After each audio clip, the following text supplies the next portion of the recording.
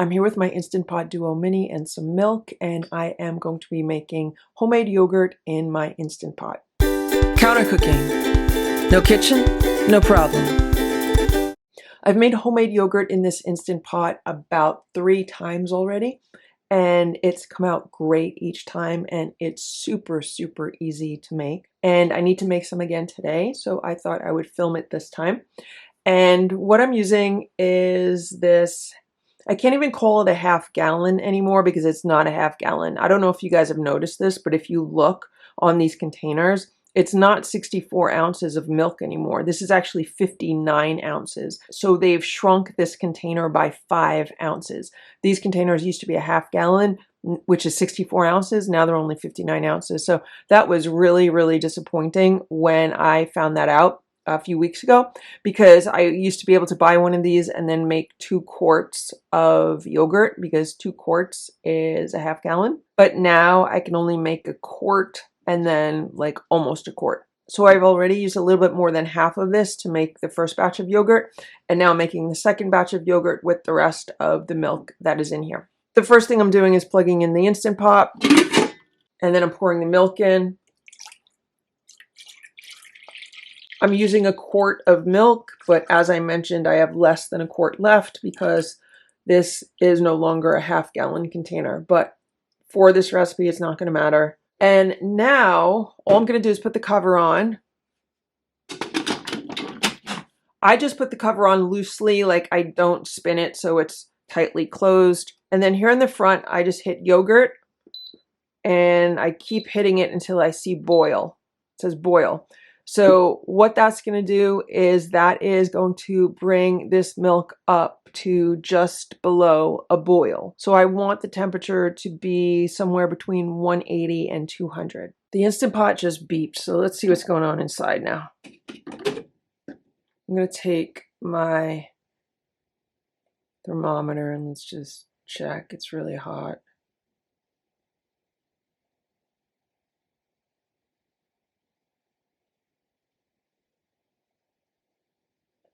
All right, so we're at 180. And there's usually a skin on top of the milk. I don't know if you could see it.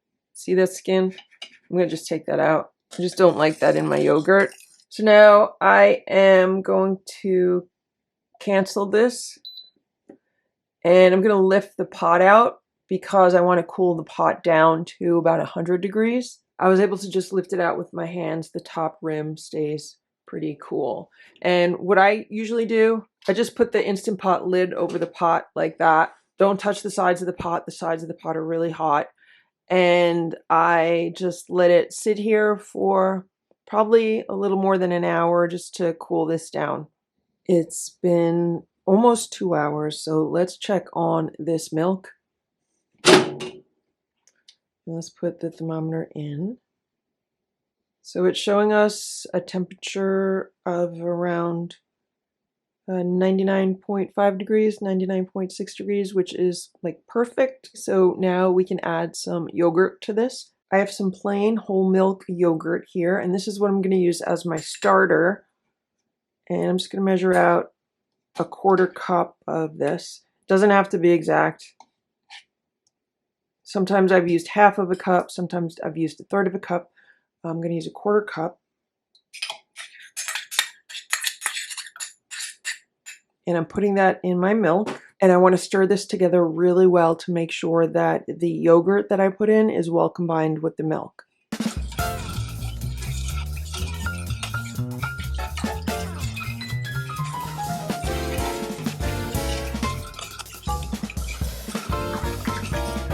Okay, this looks well combined. So now I'm just going to put this pot back in my Instant Pot. It's back in my Instant Pot, and now I'm putting the cover on.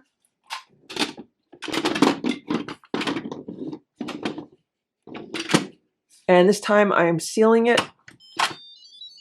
And then the next thing that I want to do is press yogurt, and it displays 2400. That's what I want.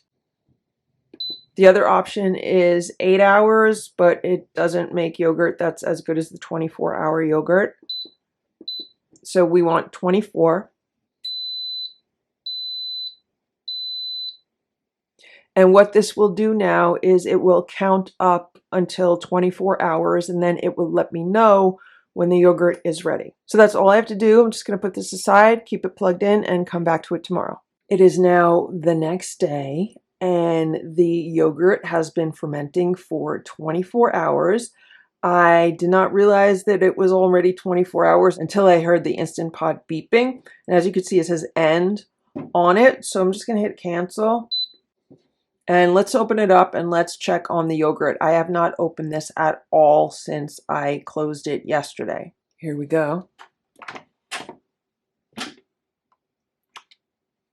And here's the yogurt. I'm not sure that the camera is focusing on it, but let's see. Look at this. Look at that. Look at this yogurt. Wow, it looks great. So I can't wait to taste it. I love 24-hour yogurt because it tastes completely different than yogurt that you buy in a store. To me, it's a lot tangier. I just love the flavor of it. Let's try it.